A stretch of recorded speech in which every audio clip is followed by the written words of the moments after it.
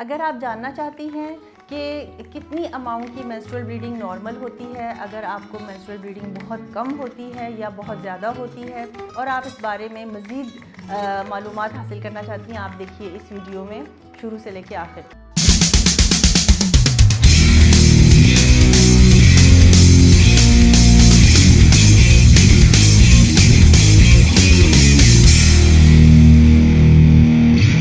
अस्सलाम वालेकुम, मेरा नाम डॉक्टर फौजिया अंबर कुरैशी है। मैं प्रोफेसर ऑफ गायनाकोलॉजी और head of department Shalamar medical college.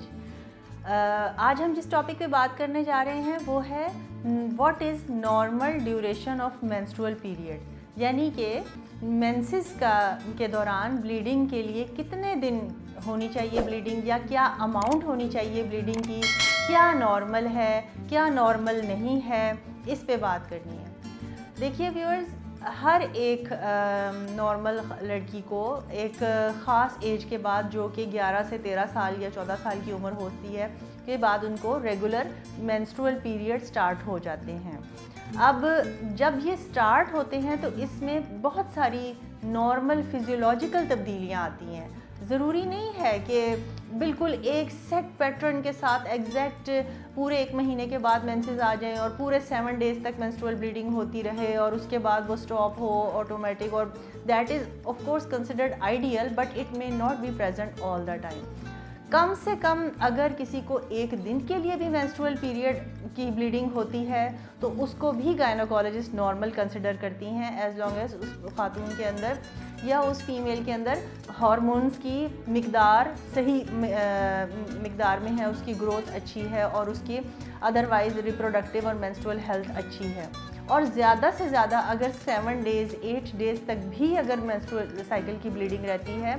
तो भी वो इसको नॉर्मल ही कंसिडर किया जाता है। एज सच इसके अंदर कोई हार्ड एंड फास्ट रूल नहीं है कि जी नहीं मेंसेस कम आएंगे तो इस खातून के अंदर ज़रूर कोई कमी बेशी है या कमज़ोरी है जिसकी वजह से मेंसेस की ब्लीडिंग कम होती है, या अगर किसी को ज़्यादा आ रहे हैं तो शायद इसके अंदर कोई बड़ी खुल के मेंसेस आना कोई बड़ी अच्छी बात होती है जो हेल्थ के लिए अच्छी होती है, ऐसा भी कुछ नहीं है। अक्सर जिनको बल्कि हैवियर पीरियड्स आते हैं उनके अंदर खून की कमी वाक़या हो जाती है, उनको एक्स्ट्रा आयरन सप्लीमेंटेशन की ज़रूरत होती है, उनको ऐसे फूड और उनकी डाइट इतनी अच्छी होनी चाहिए जिसमें बहुत ज़्यादा मिकदार में आयरन हो, वरना उनको बहुत जल्द खून की कमी या आयरन की कमी या अनीमिया का वो शिकार हो सकती हैं। तो ये कम से कम और ज़्यादा से ज़्यादा लिमिट जो है वो आर्बिट्रेरी लिमिट है, यानी कि एक फ़र्ज़ी लिमिट है, और ये पूरी पॉपुलेशन में डिफरेंट वेरिएशंस आती हैं। These are all normal variations. अगर कम से कम 1 दिन में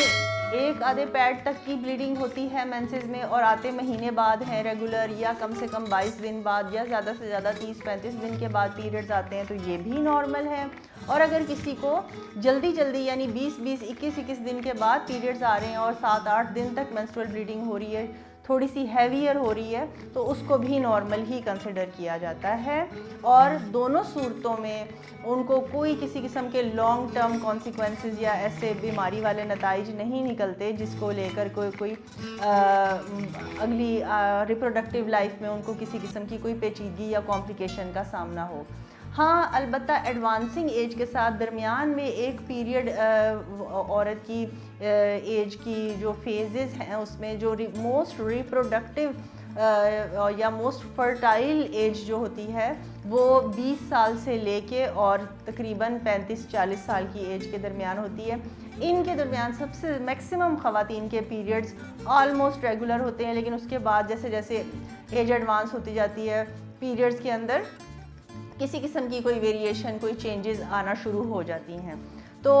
अगर आप इस बारे में मज़ीद कंसल्टेशन लेना चाहते हैं, मज़ीद इसके बारे में कोई और फर्दर गाइडेंस या इन्वेस्टिगेशन लेना चाहते हैं तो आप कंसल्टेशन के लिए रब्ता कर सकते हैं। मैं शालामार हॉस्पिटल में क्लिनिक है मेरा पीर और जुमेरात को 3 बजे से 5 बजे, प्राइवेट क्लिनिक्स ब्लॉक्स में, सिमिलरली पंजाब मेडिकल सेंटर में बैठती हूँ कंसल्टेशन के लिए हफ्ते में 3 दिन। और आप मुझे अपनी दुआओं में याद रखिए। आप कमेंट्स देना या शेयर करना ना भूलिएगा, चैनल को सब्सक्राइब करना ना भूलिएगा। अल्लाह हाफ़िज़।